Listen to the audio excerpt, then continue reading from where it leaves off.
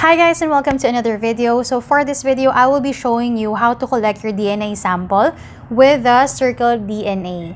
So in the kit, it includes the DNA collection kit like this. Yan.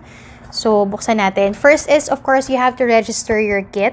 And the app is downloadable via Play Store if it's Android and Apple Store if it's Apple. Ayan yung, it looks like this. There. You have to register and indicate all your information, full name, date of birth, and you have to scan the code sa test tube. So, ang nakalagay sa app is, it's gonna show you the status of your DNA sample. It's gonna say arrived at lab, DNA extracted, DNA analyzed, report processed. It's all here. I'll show it here on the screen. So after you register, on collecting your sample, do not eat, drink, smoke, or chew gum for 30 minutes before collecting your saliva sample. That's step number 2.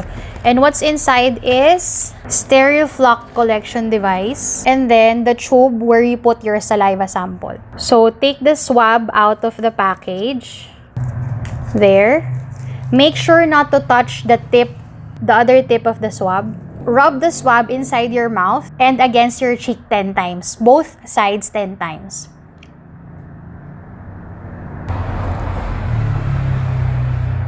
Okay, so you have to open this tube. Put the sample inside. You have to break it here. There. Then cover it. Shake 10 times. 1, 2, 9, 10. There. So, the saliva sample is already here. The liquid inside is the preservation liquid kasi it will be transported pa. Then, put the saliva sample inside here, there. So, the sample is inside na. So, after you put it inside the bag, you need to put it back in the box. There. So, it would be secured while shipping. Then, close it again. So, here. And put the box with the sample inside the shipping package. There. So that's it for this video. I will be waiting for the result and I'm excited to share with you guys what I will be learning from the test results. Thank you for watching and I'll see you on my next video. Bye!